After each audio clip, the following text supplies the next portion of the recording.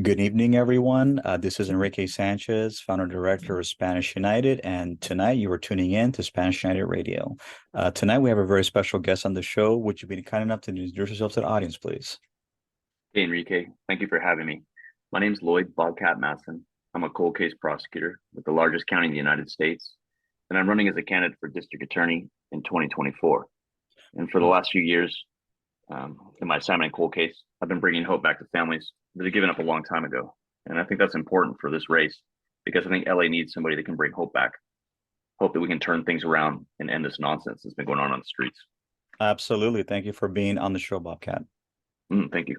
One of the questions we want to ask you on Spanish United is that I saw you at the event on February 8th, but I didn't have an opportunity to talk with you in person. But I did like a lot of your points and positions that you were speaking on that evening. So one of the questions that we want to ask on behalf of Spanish United is that what motivated you to get into law, being a prosecutor, and a little bit about your background, and if you are elected district attorney, what would you do differently? Okay. I mean, starting with who I am, I'm a fourth generation Angelino. I love this county. I love the city of LA too. And what got me into the profession I'm in as a district attorney, deputy district attorney, was, it's funny. Originally, I wanted to be a public defender. And I think that's because I played sports in high school and a few years in college. Water polo was my sport. And I was a goalie. So I was defensive. So I think it just came naturally that I liked being on the defense. And what drew me to the law, particularly with wanting to be a public defender, was this concept and the truth that sometimes people are locked up for crimes they didn't do, and that really touched a nerve with me because that was something that I thought you could really fight for, and it was something really admirable to do as a profession, is fight for the innocent, you know. But I think it really came from that defensive posture I had as an athlete, being a goalie. Mhm. Anyways, and then so I worked for the Innocence Project for a year, and I also clerked with the Los Angeles Public Defender's Office in the summer of law school one year, and I was in Compton, and it was a good experience. And honestly, Enrique, my that part of my career ended because I applied to the Public Defender's Office for like a senior clerkship. It was Mhm. really competitive back then, and I didn't get it. It went to other candidates, and then my buddy was working at the DA's office, and he said, "Hey, why don't you try clerking with us? Why don't you check this out?" And at the time, I didn't have a good opinion of district attorneys back then, and it was unfair. I didn't know that many, but I just I had a bad impression of it, and so I wasn't too interested. But he said, "Hey, you got to check this out." And he was clerking for the Major Crimes Division of the LA District Attorney's Office, which is one of their elite trial units. And so I went and checked it out, and these guys are top-notch attorneys for the DA's office. They're handling the most complex cases countywide. Um, they're all sophisticated, interesting people, and they're handling interesting cases. And so I was sold right away. And what I also realized too was if you really do care about justice, it's so much easier to make things right if you're on the DA side, because the DA has the ability to charge, and we also have the ability to drop charges, with our discretion. Mhm. Whereas for the defense attorneys, it's so hard. You got to fight, sometimes even to just address issues, but doing Mhm. the right thing and getting the right results as a DA, that's where the power really is. And I was sold after that. I thought it was a great career. There was a lot of people I looked up to in that unit, Mhm. and that's how it started as far as being a DA. Yeah, a lot of people don't realize that the prosecutor, regardless if they are in federal court or in superior court, they hold a lot of power, and their job is to convince the judge and the jury that the accused is guilty of the crime, regardless if they are guilty or not. And the prosecutors have done many things that, in many cases, they have done well, but in many cases, they haven't fit justice. And I really believe that the district attorney's position is to, like you said, exercise justice with the full extent of the law, at the same time to serve as a justice of the peace. I feel that the district attorney's office today has gotten so politicized that unfortunately it's not serving the public's interest. And I feel that it's necessary that there needs to be reforms to keep politics out of the district attorney's office and to just be what they're supposed to do, protecting the welfare and public safety of the public. I'm glad you think that, because I think that's exactly right. Although I would say that, I don't think it's any of the fault of the deputy DAs that are working for Gascon. I mean, they're Mhm. trying their best to do what you said, but their hands are tied in a lot of situations because of their boss.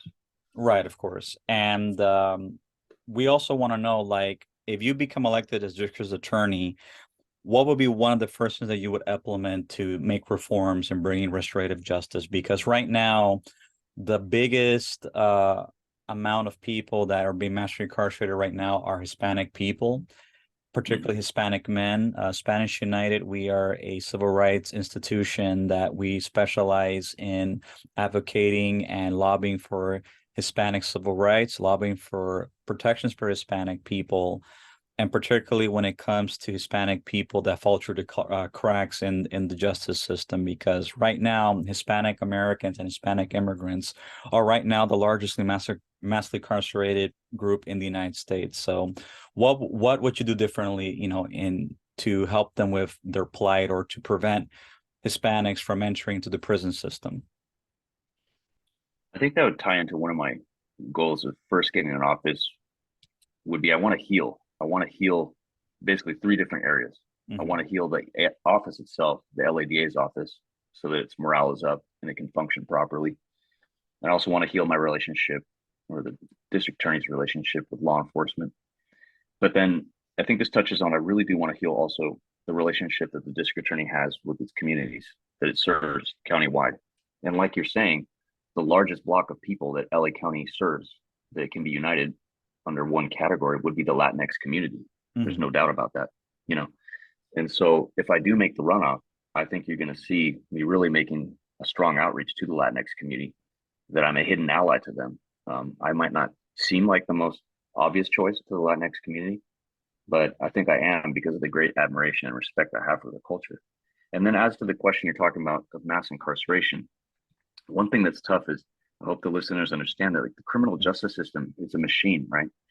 And once it's geared to do one particular thing, it can be very hard to suddenly get different results out of this machine. The machine is much bigger than just the TA's office. I mean, it's backed by laws that have been passed by the state. It's backed by procedures that have been in place for over 100 years.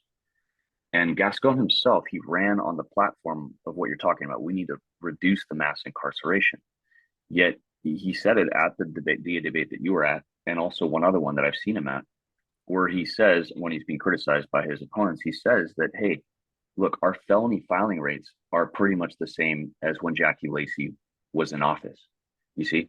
So I don't think we can end mass incarceration just by dropping the amount of felony filings we do. Because even with Gascon, who would be willing to do that, it seems, if he could, to slow things down, he can't. I mean, if you have somebody arrested for something, that the evidence seems to say that they did it, you've got to file that case. Mhm. So what I really want to do to heal communities that you're talking about and get some of these numbers down is we need to start earlier. We need to go back to when we can actually make a difference when people are young, young men particularly, maybe sixth grade, fifth grade, all the way up to eighth grade, and maybe entering the beginning of high school. Around that time frame, we need more intervention programs. We need more Mhm. communication with these individuals that are at risk so that they Mhm. understand more about the criminal justice system, but also so that we can get them help because it's less expensive that way too in the long run if Oh, we can intervene absolutely. earlier, with different programs. And we have the technologies now too where we can do these things, Mhm. where we can make selective outreach that's much more useful than just a broad scattered approach. There's also different programs that we can do that have kind of languished over the years. Right. And that's why if you look at the theme of my website, it looks kind of throwback with the fonts and styles. And one that's to set me apart from the other candidates who all kind of have the same white and blue thing going on. But more so, it's also to try and remind people like, hey, we've been here before. This is not new. This cycle where the criminal justice system kind of gets out of whack. Mhm. We've been here before. And we have come across some solutions that do work. And there are certain programs like, interventions that I keep mentioning at schools, programs where we talk about them and community outreach that has shown some results. So I'd really want to amplify those, reinvest in those type of programs that work in the past. Mhm. And I really want to bridge this gap between the communities that are suffering the most with people going off into the justice system and getting justice involved. I want to focus there. Mhm. Yeah, the reason why I asked because one of the things that we do in Spanish United is that we do a lot of community work and community involvement. Like me and my mother, for example, when we first started Spanish United, we started bringing supplies and food to the homeless, and then also to a lot of Hispanic people that have become displaced. And every time I've done individual intakes with them, because it's all on a case by case basis, they all tell me the same thing that the Hispanic communities or in cities where Hispanics are predominantly the majority, they don't have the funding or the resources to address many of the social issues that they face. Like we are in the process of trying to get a community center. We're trying to round up donations through crowdfunding, whatever, because I feel that there needs to be preventative programs for Hispanics because Hispanics like to be scapegoated by the establishment and by others, for different reasons. But I feel that there really needs to be programs because I'm 40 years old, and I remember when I was growing up, we had the programs of Dare and Just Say No, and Mm-hmm. we were educated that drugs and gangs and alcohol are bad. So even though it didn't prevent many of the youngsters getting into trouble, but I think it was very effective in helping many of my generation to keep away from that type of lifestyle. I feel that when they started to eliminate those programs little by little, I think that's where the social problems increased by a large amount, by more than 150%. And I feel Yeah. that it's hurting the Hispanic image right now because Hispanics are seen as two types of people. They're either seen as disposable workers or as gang members. And we're fighting to prevent the stigmatization of Hispanic people. And I feel that the district attorney's office could do their part and not just minimizing incarceration, but at the same time being proactive because there was a huge distrust of authority among Hispanic people, regardless of they're criminals or not. There is a large distrust. So I feel that the district attorney's office needs to be more proactive in establishing a better image with Hispanic people, that they're not the ones that are going to cause harm, or they could protect the people as well, not being seen as the enemy. I think what you're saying is exactly right. And, frankly, the Latinx community is the source of greatest strength for the entirety of LA County because it makes up such a large percent of the population, you know? And I think bridging that gap that's historically existed between law enforcement and Latinx communities is one of the most important issues that the incoming DA needs to take care of because it's a huge reservoir of strength. If you have the people behind you, you've got the whole county happy. Mhm. So what you're saying is spot on. And just imagine, I mean, you're talking about Dare, Sane, those programs. Imagine what we can do now. Those are the old versions of the programs. But with the new advances that we have with social media, technologies, I mean, it could be completely revamped where everybody wins. It costs less for law enforcement down the road. We make good inroads with the community, and we're also helping the kids. It's just a win-win situation. And that's what I want to focus on, particularly in these areas that you're talking about that may have been historically overlooked. We want to focus on these non-zero sum games that are win-win and securing funding for these programs. I mean, these types of things are so small funding wise compared to other things that we're spending tons of money on, you know. Mhm. So I'm completely with you on that.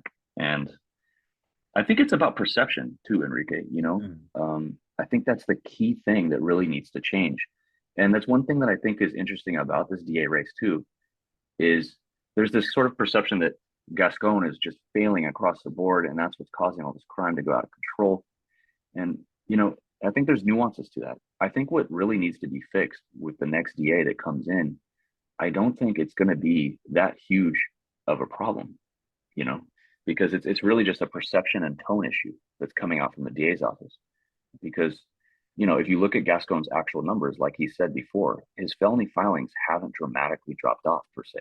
You Mhm. know, it's more this tone that he's saying out and this perception that is coming out from his office that kind of low level crime is okay, Mhm. that criminals' rights are more important than victims' rights. That sort of perception, I think, is what's causing so much agitation and the percent increases in certain crimes.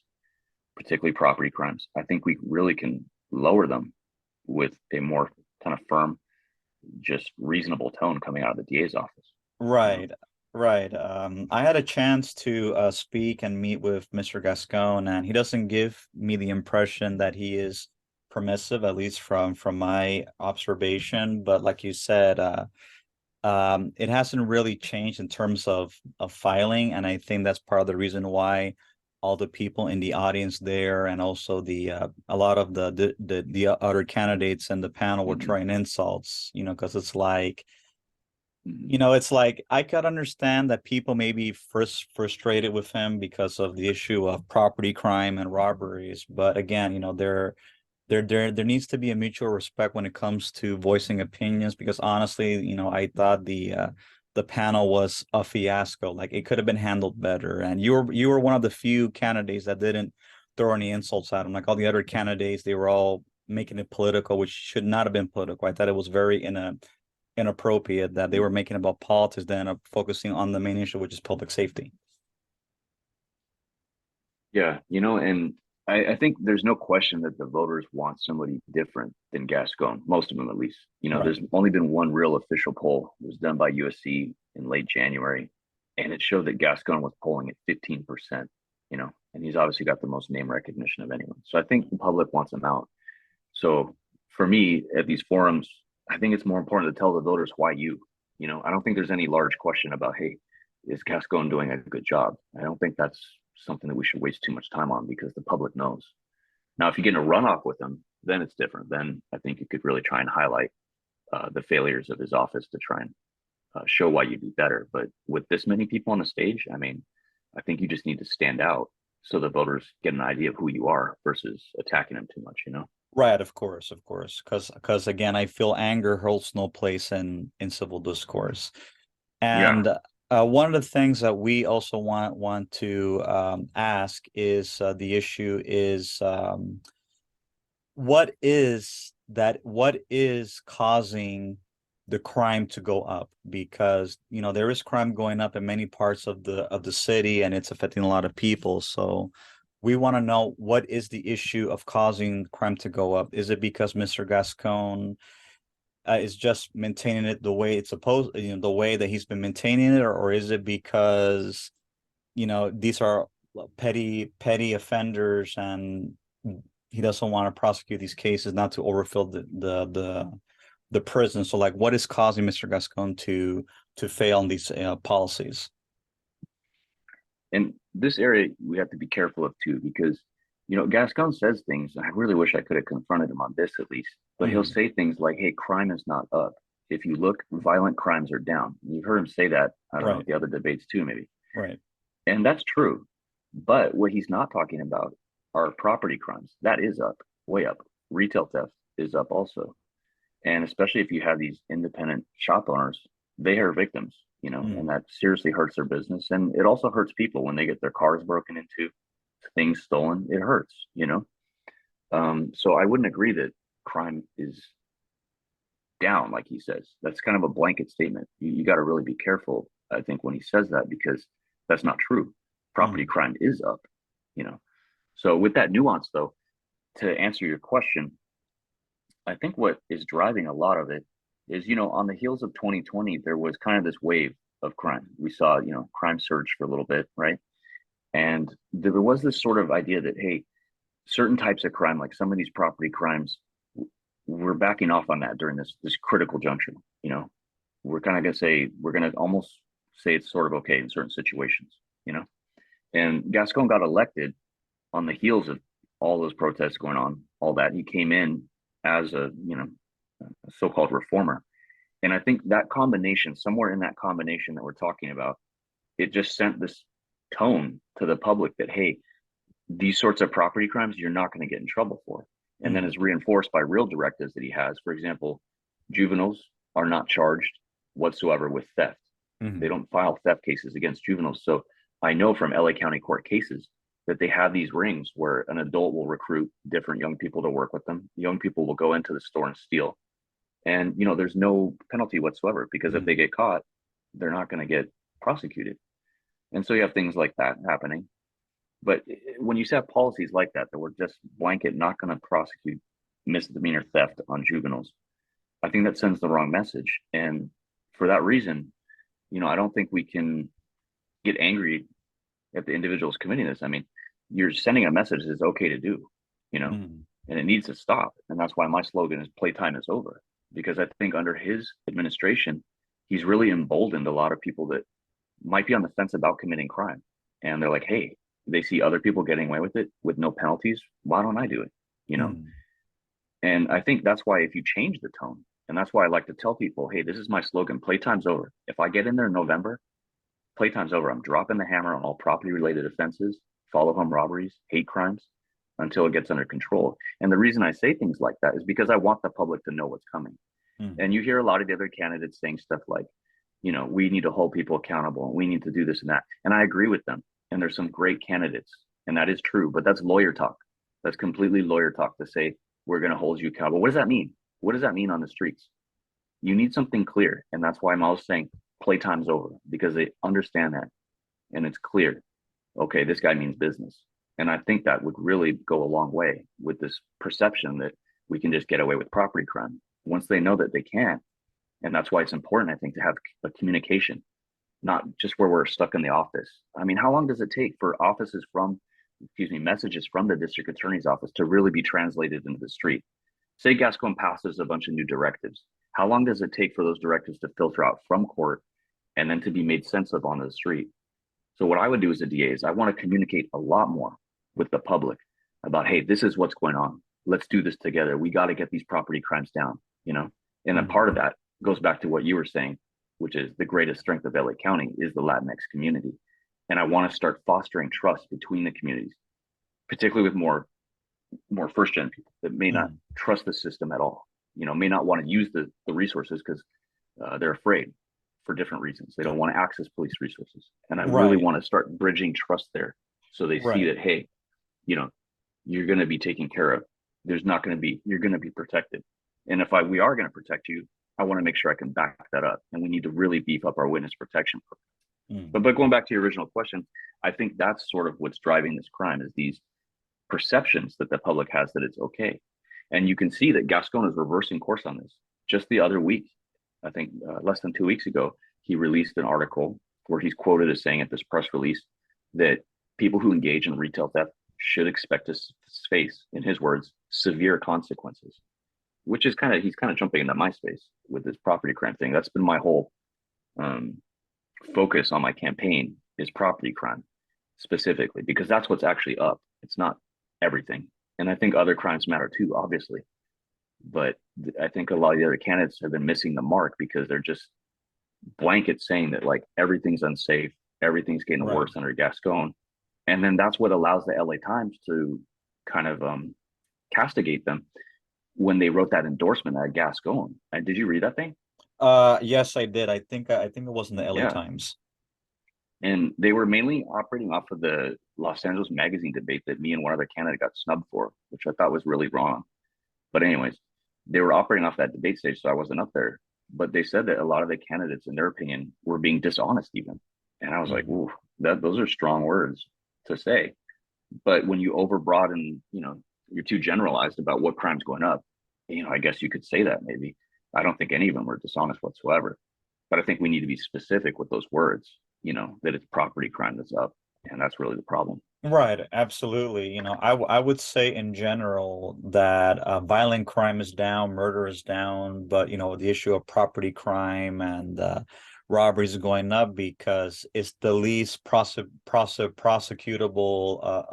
crime that Mm-hmm. anyone can commit. It's like people are thinking twice in committing murder because once you commit murder or something like that, doesn't matter if it's liberal or conservative, they're gonna be punished regardless. But as far as retail and property crime, people are thinking, it's not as bad, if I do it, I'm not going to get in trouble. So I feel that there needs to be more focus, and at least on the candidates side, to focus more on property crime and retail crime, because that's the major crime that's really causing a lot of issue for many businesses, particularly like Hispanic business owners. Like a lot of them are victims of a lot of property crime and retail crime. Yeah, and sometimes people that commit these crimes think, well, it's okay, they have insurance, they'll bounce back. But that's not true. It's not that easy. Sometimes if you use the insurance, you're going to get hit with a super hard premium next time around, so they won't even report it sometimes, Hmm. and on and on. It's just not fair at all. And we need all these little businesses. These are what makes LA so wonderful. LA County, all these little businesses all across the place. We need them. We don't want these guys disappearing, or else all you're gonna have are these big box stores. That's it. Right. And then it becomes a monopoly, and then there's no fair competition for even the small business owners. So I Mm-hmm. feel that the DA's office priority is also to protect the small businesses and small business owners that contribute a lot to the economy, and they do a lot in having fair competition. So I think it's very important that the DA's office focuses on protecting particularly the ones that are the most vulnerable, because like you said, a lot of corporations or a bunch of companies that are retail stores, even though they do suffer losses, like you said, they do have insurance and they can bounce back. But a lot of these small businesses, many of them don't even have insurance because they can't afford it. So a lot of them do suffer a lot from every time a crime is committed. So I really commend you that you're going to make that your focus on protecting those that are victims of of property crime. And another question in Spanish United would be as far as reforms within the district attorney's office. Like there was a case a couple years ago where this young man was accused of a crime, and it was actually this woman that was harassing him, and she took him to court three times. First to the Chatsworth court, and then the second time to the Superior Court. Like he showed me the letter that said he was being filed a criminal plaint against him for posting personal ID information, and I saw that in that courtroom the prosecutor wanted to have him convicted, and since he didn't have the money to afford a lawyer, he was forced to take a plea deal, and his record was damaged for a couple of years. He was able to get his record expunged, but it was a very bad experience. So, like, as far as cases where people weaponize the courts to go after people in form of abuse, like, what would you do differently to handle these particular issues that happen? Enrique, I think you're putting your finger right on a good issue because, a lot of the criticism people have of the justice system is kind of the low level BS, for lack of a better word, that Mhm. happens sometimes. People abusing the justice system, saying Right. they did something they didn't, but little kind of stuff. It's not like every day you get somebody accusing you of murder that's fake, right? But these smaller things like domestic issues, stuff like that. And then the DA gets involved. And I think one way I could address it is if I was DA, I want to kind of change the culture of historically a lot of district attorneys' offices, you're measured in performance by how well you do. And how Mhm. well you do generally sometimes breaks down in trial to like, well, are you securing guilty verdicts or not? And Mhm. that's fine because, honestly, if people are charged with the crime and there's evidence to say you did it, you're proving the case beyond a reasonable doubt. But Mhm. what I want to change though is that pressure that a lot of DA's offices have. Because say you're the new guy, you're a low level DA, and Mhm. you notice in the case file that, hey, like this situation you're talking about, Mhm. this might not be, maybe the person accusing this guy is doing it for some other reason, right? Mhm. Maybe something else is going on here. Maybe this is not really a bona fide 100% guilty. But as a newer person, a newer DA, are you going to be the DA that's always going to your manager and be like, oh, I don't know about this one? Because you have to understand you're second guessing someone else who's already filed those charges, right? Mhm. And, I want to get rid of that stigma. I want to release the DAs to do what they think is the best. I want them to be free to follow their hearts and lady justice and say, I'm not so concerned about you getting, 99% conviction rates or whatever it is. I want to know that your heart's in this, that you care, and that we're all on board because we're trying to take the narrative back right now because there's a war on law enforcement right now Mhm. that's saying constantly that we're just basically evil. And it's not true. The people that work for the DA's office, particularly the LA County DA's office, these are wonderful people. Candidate Ramirez, for example, oh my God, she has the best heart, one of the best hearts of people I've ever met, you know? Mhm. And these people are really putting years and year after year of doing justice and doing the right thing. And we need to show the public that we are doing good work and we're trying to do the best for you. You know, we're not just trying to lock people up or any of that, Right. but we need to take that narrative back. And I think it starts also with what you're saying in the office so we can free people. Don't feel that pressure. I care about you doing the right thing here. And if it's a tough call and it's something that's small, like this issue you're talking about, some weird posting public, information or some kind of minor crime, don't sweat it. If there's not a victim on board that needs to be consulted and they're okay with it, if there is a victim, then let's just be on the safe side on this. We don't have to go hard on everything. Right. I want to release the office to be free of that pressure to perform, so called, in like the old school way, and Right. Of just do the course. right thing. I think that Absolutely. would be one thing. Yeah, I think it's important because there's a lot of people that should be in prison or not in prison. Then you have people that are in prison for something that they didn't even do or not even aware of why they were being sent to prison to begin with. Like I felt that this young man didn't get due process, and I felt Oh, that he the went to San Fran prison. no, no, He went no, to no. He prison. no, no. He didn't go to prison, but he almost went to prison because the public Mm, defender told him, "Hey, if you plead guilty or not guilty, you're gonna go to jail. But if mm, you plead no contest, you won't go to jail, but you'll have this inconvenience for 3 years." So he didn't have much of a choice. His plan was, I'm gonna plead no guilty and ask to go to trial mm. and release him on a Connor. And it's like, come on, it's like this was something so vague that he was Yeah. taken to the criminal court where there were people there that were actually involved in violent crimes, and it's like the first court that he went to, it was dismissed twice. So it's like I don't understand why this I woman think kept that on harassing needs. him. I think we have an interest, even as the DAs, we have an interest too to educate the public. Hey, these are your rights.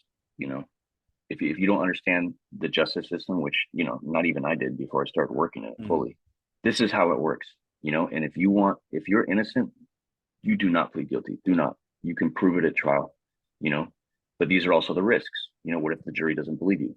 But there needs to be a very simple kind of breakdown of the criminal justice system in bite-sized format so that the public can see it and understand, oh, okay, this is what we're dealing with, because maybe we could limit some of this injustice that you're talking about. Like this situation, it sounds like his attorney kind of pressured him to do this, Right. you know, and it was the wrong result.